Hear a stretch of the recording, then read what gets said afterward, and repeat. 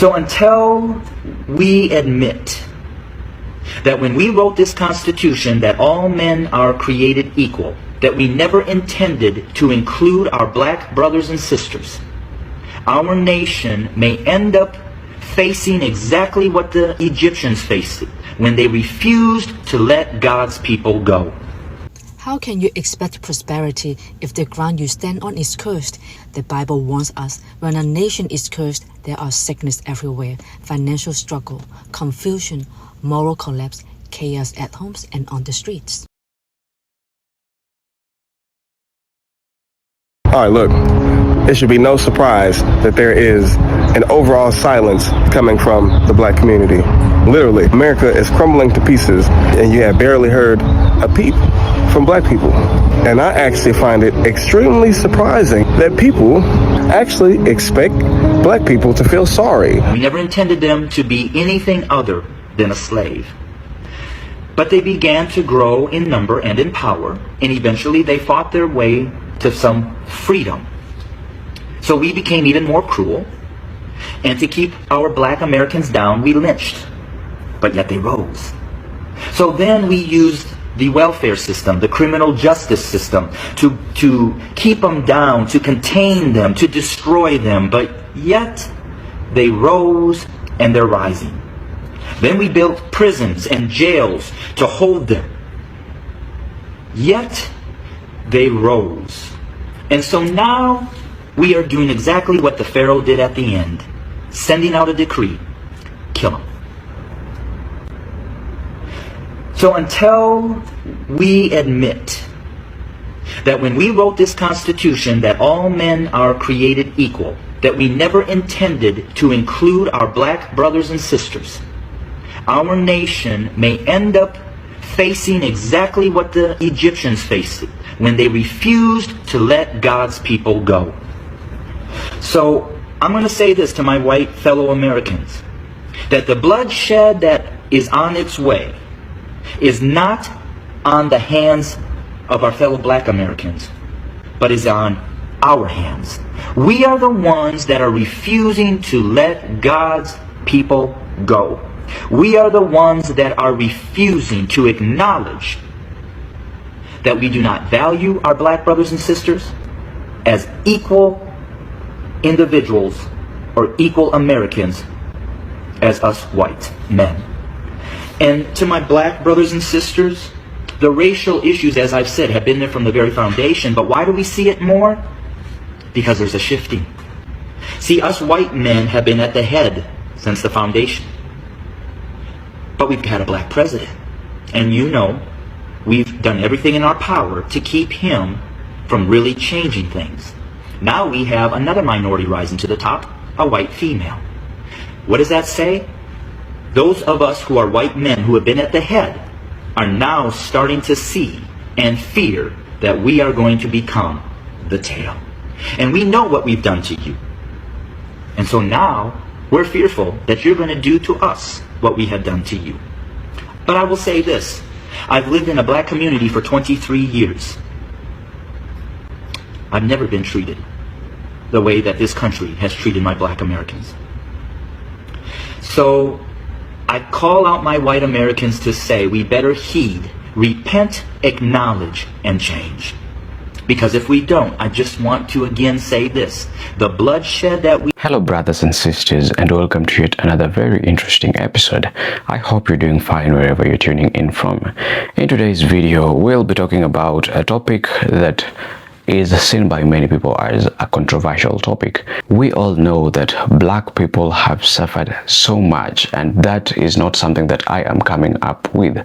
Black people in America have constantly suffered from slavery, then they went through Jim Crow, talk about redlining, mass incarceration, talk about constant discrimination, police brutality, job discrimination. They have really suffered so much. Being black in America all through history has been something or an experience that most people would not want to go through or will not wish to go through. But here's the part that most people do not like talking about. When God's chosen people were in Egypt, God had one single message for Pharaoh: let my people go. But Pharaoh kept on assuming this message, and he kept on refusing. He kept on putting God's people in chains, and thereafter God sent plagues to Egypt, not because God hates Egyptians, but simply because God sides with those who are oppressed, and in this case those being oppressed are the black people in America. And I think that's exactly what's going on in America, because for a very long time America has refused to deal with its racism. It has only covered it up. It has only tried to deny that racism exists in the first place. God punished Egyptians for oppressing his people. Same way God is punishing Americans, white America in this case, for oppressing black people. So I just want you to stay to the end of this video, because at the end of this video I'll be trying to underline the plagues that God of blacks is sending to America, and these are plagues that will not stop until America decides to finally deal with its racism or with its racist nature. Because America's downfall won't be caused by foreign enemies, economic collapse, or lack of innovation.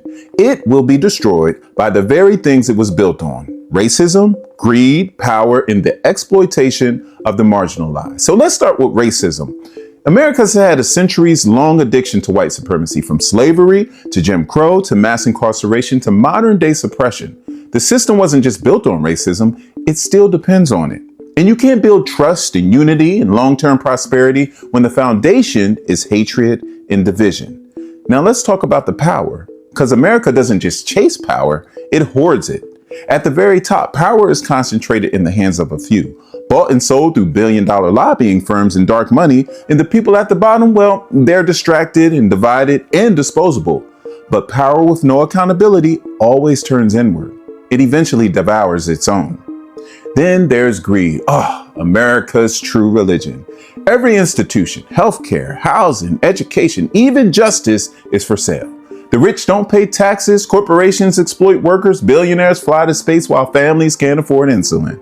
And no emperor has ever survived when it values profit more than people. And finally, exploitation. This country built its wealth off the backs of stolen people on stolen land. And to this day, it thrives off keeping black, brown, indigenous, immigrant, and poor communities in struggle. It's modern day plantation capitalism, wrapped in flags and hashtags. But here's the warning. You can only ignore the cries of the oppressed for so long before the system breaks. While America continues to argue about whether racism is real, the rest of the world is moving forward, investing in education, universal healthcare, green energy, and collective progress. They're building bridges, America's burning them. And yes, if this country doesn't confront its demons, it will collapse from the inside out. Not because of the lack of greatness, but because of its refusal to share that greatness with everyone. The future won't be stolen by guns or war. It will be lost in boardrooms, courtrooms, and classrooms where equity is denied and truth is buried. And when America falls, it won't be a tragedy. It'll be a... All right, look, it should be no surprise that there is an overall silence coming from the black community. Literally, America is crumbling to pieces, and you have barely heard a peep from black people. And I actually find it extremely surprising that people actually expect black people to feel sorry or feel some type of sympathy for the downfall of America. After everything that America has put us through, do you really think that we're all in silence sitting back thinking about now we can fix this shit and we can bring things back to the way they were? No and no. We do not want things to go back to the way they were. And you know what's crazy? I think a lot of people mistake this silence that's coming from the black community as a lack of awareness, as if maybe we don't know what's going on. You might see us dancing and having fun and playing around and shit still, and you might think, these niggas just don't take shit seriously. But I'll tell you what, at a certain point, niggas will stop dancing, niggas will stop singing, niggas will stop going along to get along. But we know America far too well. And we know that there's far too many traps, there's far too many booby traps, there's far too many things put in place that are meant to capture us, to catch us, to stop our forward progress. We know that most of our attempts at protest and revolution, they get quenched before they even really get started. So we just chilling, sitting back waiting. But you'll be a fool if you think that silence is a lack of awareness. And you know what? I really think that some of these people, I don't think what scares them the most is losing all that money and losing their access to certain privileges and whatnot. Of course that matters, but I think what really scares some of these people is that at a certain point of the degradation of this society, black people and other melanated peoples will feel this relief and sense that, hey, big brother's not right over my shoulder. Hey, I got a little room to groom now.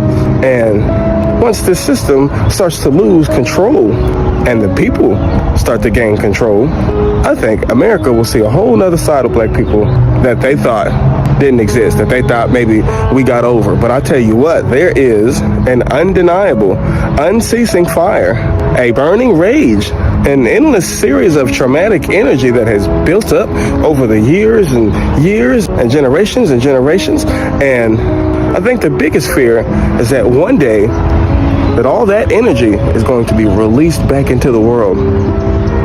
All that trauma, all that pain, all that exploitation, all those deeds that was done in the dark that maybe they thought they got away with, we have not forgotten. And I think the biggest fear is that they're going to realize that we've been wearing a mask this whole time, that we've had to pretend to get along so we can have a job, or we can do our things in society and whatever in this world, to function in this world. But we never forgot the pain, we never forgot the trauma, and we never forgot what America has done to us. So fuck no, I don't feel sorry or sympathy for what's happening to this place. And I just think that whenever the next time black people move collectively, the next time you see us do some shit, it's gonna be a power move like you ain't never seen before. Because the move is going to be energized by generations and generations of built up traumatic energy and rage and all this frustration that we've experienced here in this country. And once we ain't got nothing left to lose or nothing left to gain, what do you think's about to happen? So all I can say is, don't take that silence coming from the black community right now as a lack of awareness. We know what's going on. We're just waiting on our time to shine. Welcome back to the video. I am very glad that you made it to the other end of the video. Thank you so much for tuning in and for watching this video to this point. If at all you are enjoying the video, then please, I just ask you to give this video a thumbs up and also consider supporting this channel by sharing the video, hyping the video, and most importantly, by subscribing to this channel. So I had mentioned initially that there are some plagues that are coming to America right now. There are some plagues that are coming to America at the time of recording this video, and this is it. There is so much social division in America. America is more divided than ever at the time of recording this video, not just racial division, but also political and cultural division. Nobody trusts each other anymore. It's no longer going on. And two, there is so much economic stress. I'm talking about inflation. I'm talking about debts. I'm talking about the housing crisis that's going on in America right now. When you lock a whole group of people out of opportunities for centuries, the economy does not magically stay healthy. No, it does not magically stay healthy.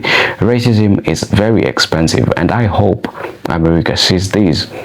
Racism is very expensive because they are having to go through all this simply because of the racist system that has been put in place in America, a system that has been made to favor a certain demographic and to oppress a certain demographic. So there is police violence and chaos so much, it's so rampant, and it's increasingly getting normalized, which should not be the case.